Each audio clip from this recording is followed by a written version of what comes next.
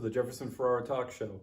Today I have two student directors here to talk about their upcoming documentary, The Gordon Affair. Please welcome in Joshua Vander Baan and Joshua Litman.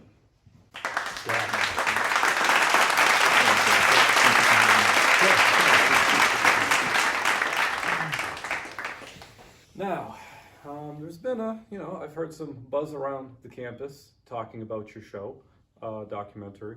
Tell me, what is The Gordon Affair? Gordon Affair is a documentary that Josh and myself, Josh Squared, have been working on. We're looking at the budget cuts that happened in 2019, as I'm sure you've heard about that incident. It's been in the news a lot.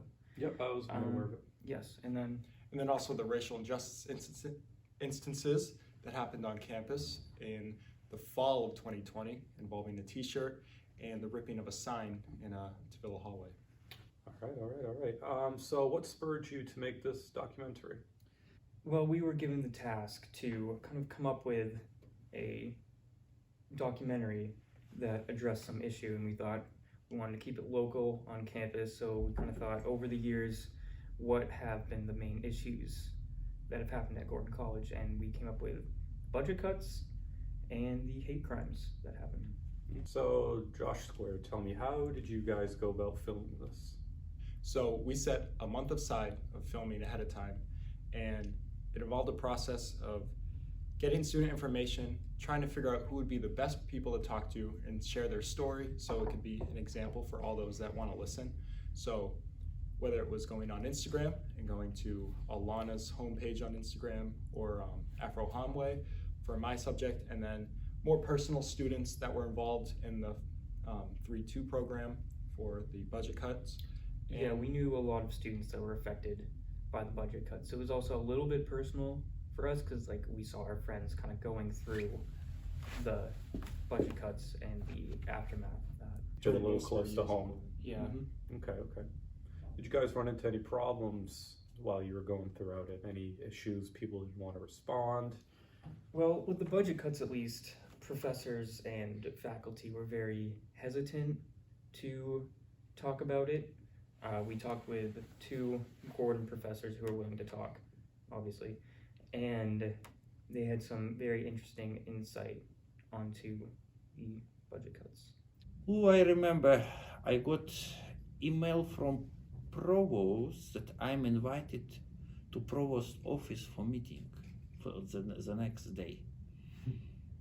I was surprised, but I didn't know what is that meeting about, and I came, and at the time was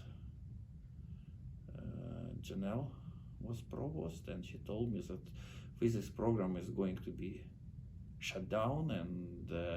And Josh, how many teachers, administration, faculty members, of the 2, how many of them did you actually, well, let me rephrase that question. 2 of them actually decided to talk. How many did you reach out to? For administration, I think we reached out to 2, and we got 2 hard no's. And professors, I think, was it 2 other professors? Yes, and that was for both of our yeah. topics combined. Yeah. In total, that's how many we reached out to. Yeah. So 6, and only 2 said yes. said yes. Okay, I think that's might be a sign in and of itself. So Josh, what were some of the main things you heard from students as you were asking them how the racial injustice events in the spring of 2020 affected them? So for me, when I was talking to these people, I really got an understanding of the stories and personal experiences they went through and how they were affected in their mental health. That's one thing that really stood out to me. The level of pain that was brought to them with all that went down, and with the political tension of that semester also affecting them and everybody in different ways.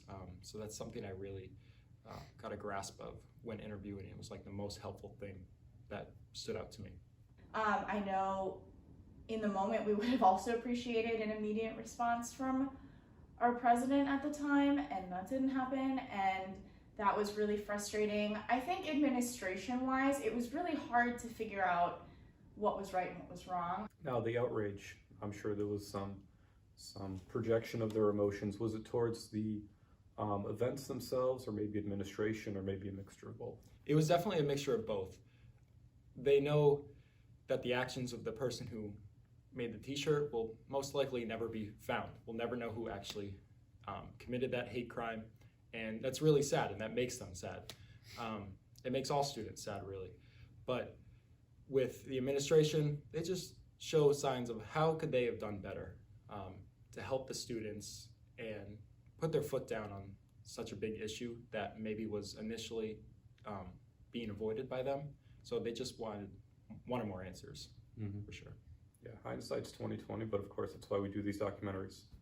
Now, Josh, for you, maybe a less emotional issue for the campus at large, but there were many students who were directly affected by the budget cuts. Tell me a little bit about what you heard. Yeah, so this happened like a couple years ago. So like tensions have kind of died down a little bit, but from the students and professors, there was definitely a lot of frustration with how it was handled. I think it could have been handled a lot better, especially the students, because they were affected the most. How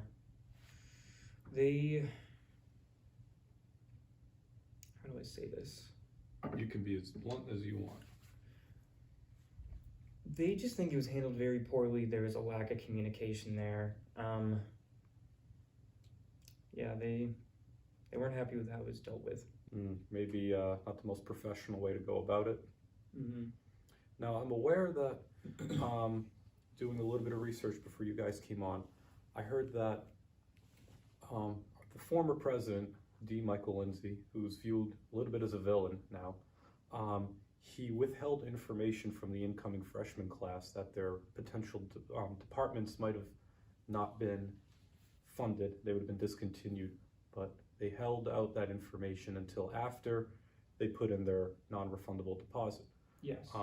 Did you hear anything about that or anything along the lines of that? We didn't particularly hear from those freshmen, but the upperclassmen said that it was very kind of sleazy how that was done. Like, they should have been told beforehand, like, we're cutting this program, but they just didn't do that. It happened, they said, after people had put their deposits in. So. Yeah, definitely. So is this the first time you two have made films together? It is, yes. This is our directorial debut. Oh, wow. Yeah. Okay. So, It's a funny story, actually. We were planning on making a short film, 30 minutes. Turned into a full length. Yeah, we just got a lot of footage. They had a lot of good interviews, and now it's gonna be at least an hour. Yeah, an hour plus. We definitely didn't want to cut out what these students that we talked to said because just it was too all important. very important. So, So it's turned it's into a full lot of length. information just kind of crammed in to like an hour and a half, maybe. I don't know. We don't know. Still in post-production. well, I'm excited to see the final product.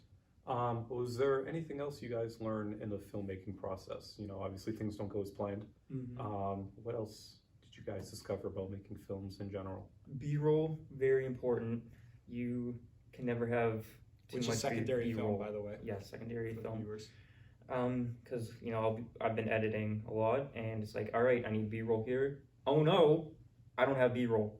You know, so always shoot more B-roll. Good. You can never have enough film. There's Yeah. always more things you can be filming. Luckily on this show, everything is B-roll.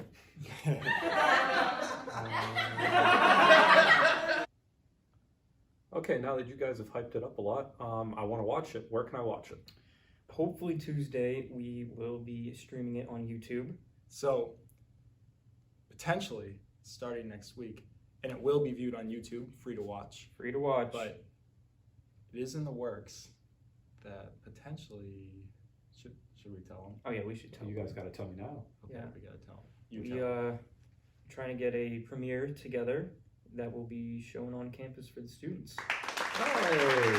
Oh, look at that.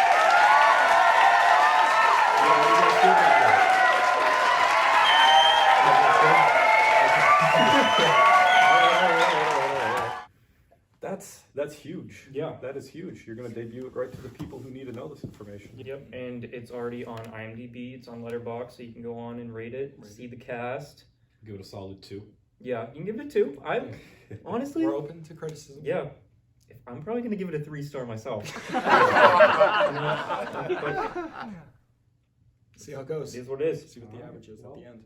I'm excited to watch it. Boys, thank you for coming on. Thank you. Thank you very much for having us. Love your show, of course, of course. Jefferson Ferrara Show. That is the Jefferson Ferrara Show. Tune in tomorrow. We'll have Anya Taylor-Joy in, and we'll talk about her new movie, Last Night in Soho, which I watched. It was amazing.